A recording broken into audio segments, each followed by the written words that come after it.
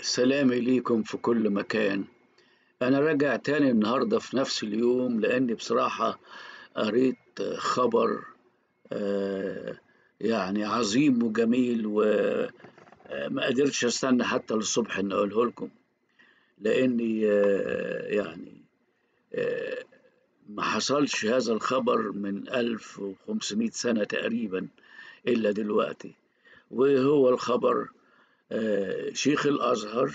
طبعا كلكم عارفينه إن هو الإمام الأكبر، وده شيخ جامعة الأزهر الشريفة اللي هي منارة إسلامية عالمية تعلم الناس الدين الإسلامي الصحيح. آه، طبعا الناس اللي في الأزهر، أزهر فيه علماء كتير. ف عايزين يعملوا متحف لعلماء الشيخ الأزهر. فأنا متهيألي دي أحسن فكرة هو عملها. في متاحف للعلوم اللي هي الدنيوية، اللي أنا بقول عليها دنيوية، اللي هو مثلا الذرة، علوم الطبيعة، علوم مش عارف إيه، الكيمياء، الفحريات.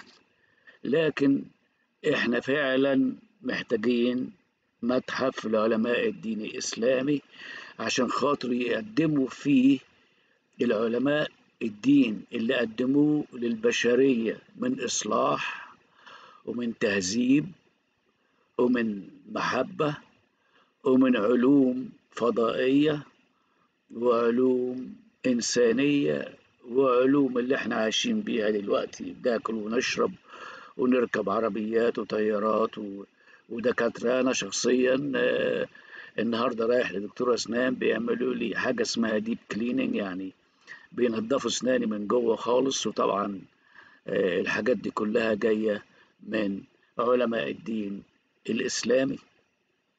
وأنا بقول كده ما بضحكش.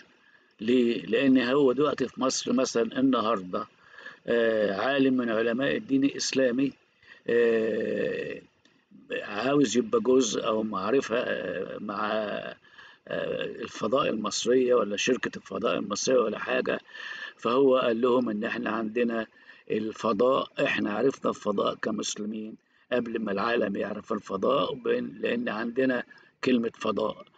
فكل العلوم والحاجات اللي حصلت واللي هتحصل دي مصدرها علماء المسلمين. فهيعملوا متاحف لعلماء المسلمين. وأنا مش هقول أسامي لأن العالم الأزهر بيخرج علماء لمدة 1500 سنة. فحجم المتحف ده هيكون قد إيه أنا طبعا ما أعرفش. لكن أنا قلبي مع المتحف إنهم يبنوه. ويعني ده نداء مني للحكومة المصرية إنها تساهم مع الأزهر في بناء هذا المتحف اللي هيبقى متحف جليل، والعالم كله هيجي عشان يمتلئ علم وثقافة وبرضه دين غالبا منه. فدي حاجة يعني بعد كده مفيش المتاحف الموجودة في العالم ما بتديكش كل حاجة. لكن أنا متأكد المتحف الإسلامي هيديك حاجات الدنيا وحاجات الآخرة. يعني هيديك الدين الصحيح وهيديك العلوم الصحيحة، حتى اللي هيكتشفوها هيقولوها لك دلوقتي. يعني ما تضيعش وقت في اكتشافات إنك تستخدمها.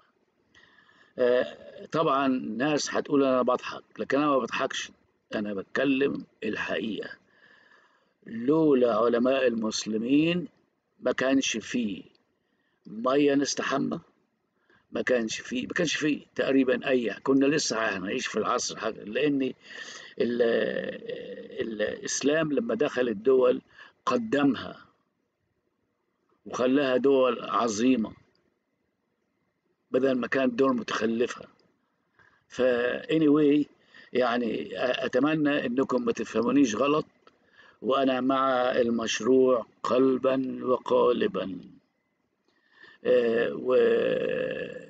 وأنا شخصيا خدت قرار لما المتحف بإذن الله يتعمل ويخلص هروح أزوره. سلامي ليكم في كل مكان، ويعني نتمنى العالم كله يعيش في سلام ومحبة ويفهم بعض البعض.